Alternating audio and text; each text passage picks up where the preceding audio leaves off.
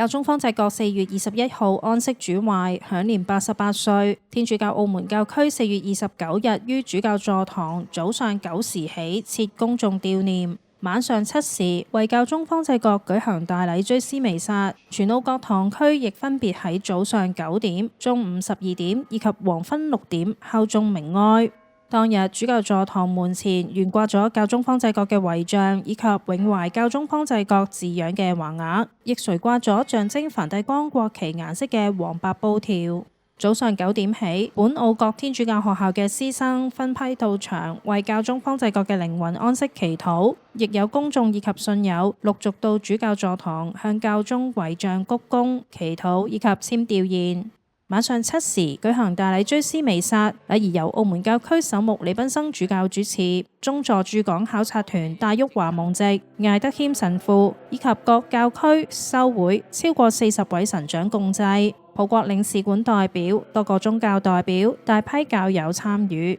由於禮儀人數眾多，教區亦安排喺高德華圖書館以及聖若瑟教區中學第3校禮堂進行現場直播。李主教喺講道裏邊提到，教宗方濟各一生就好似福音裏邊嘅伯多祿一樣，分別喺佢晉鐸神父、晉牧主教以及當選教宗嘅時候，3次回應耶穌嘅提問：你愛我嗎？主教指出，擁有人民嘅教宗稱號嘅教宗方濟各喺呢12年聖座嘅生活感動咗好多人，能夠以佢嘅一生去表現得比任何教友都更加愛耶穌，亦將耶穌基督嘅教導，人子不是受服侍，而是來服侍人，並交出自己嘅性命為大眾作贖價，活現於佢嘅生命裏面。主教回顧教宗方濟各嘅牧職生涯嘅時候，認同教宗嘅理念，教會應該係俾所有人嘅，包括任何類型嘅罪人。教會係容納佢哋，但唔代表教會能夠承認佢哋嘅罪過係啱嘅。另外，主教又透過教宗方濟各嘅文件，包括眾位兄弟、生活的基督、願你受讚頌以及開啟慈悲禧年等，概括教宗嘅教導，認為教宗方濟各愛世人愛到極點，並提醒世人所有人都係同一天父嘅子女，要彼此相愛。又以戰地嘅醫院去形容教會，讓世人喺教會裏邊治癒罪過所帶嚟嘅傷痕，獲得天主嘅寬恕。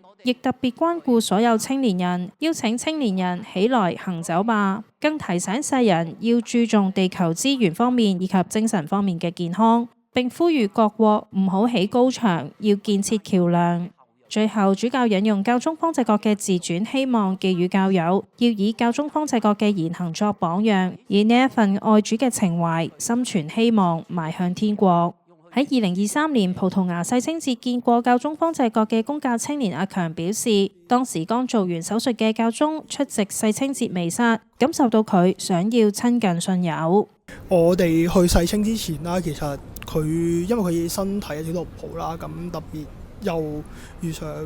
世青之前佢又病咗啦，咁但係都見到佢好積極咁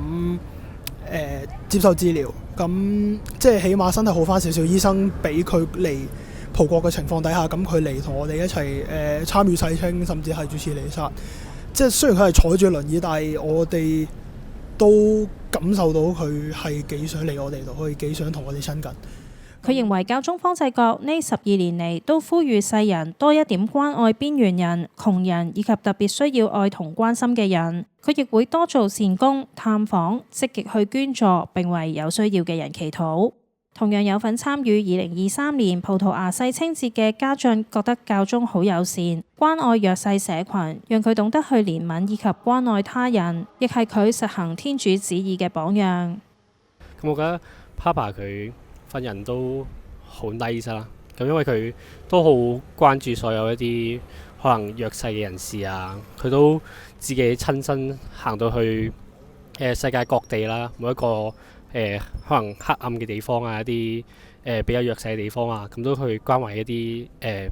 獨居嘅人啊、老人家啊、在囚人士啊，一啲需要被關注嘅人啦。咁我覺得 Papa 嘅善良都一直感染住我啦，因為佢教導我點樣去憐憫啦，教導點樣去愛其他人啦，教導我點樣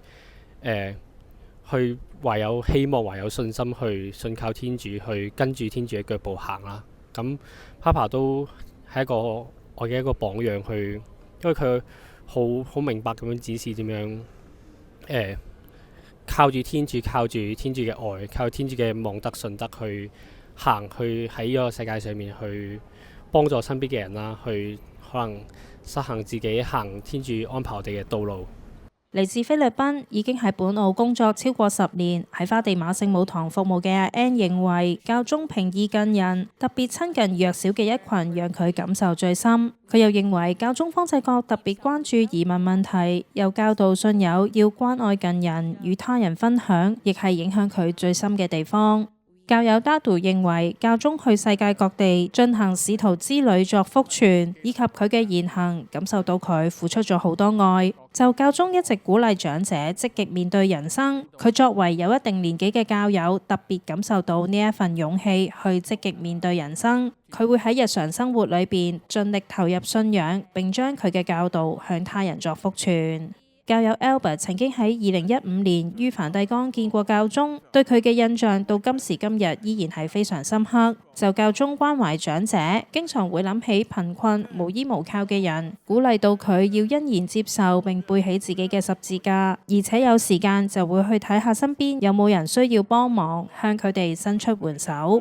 過去一直從事長者服務嘅李賢松姊妹表示，佢敬佩呢一位教宗，佢叫我哋唔好遺忘孤獨嘅長者，要關心長者以及貧窮嘅人，亦都好關注環保。佢全心全力全意愛天主，過一個簡樸同走向人群嘅生活，實在係好難得。佢會以教宗方濟各作為榜樣，喺生活上當遇到有需要嘅人嘅時候，會默觀，會好似教宗咁問耶穌：究竟天主想要我做啲乜嘢？更會學教宗一樣尊重生命。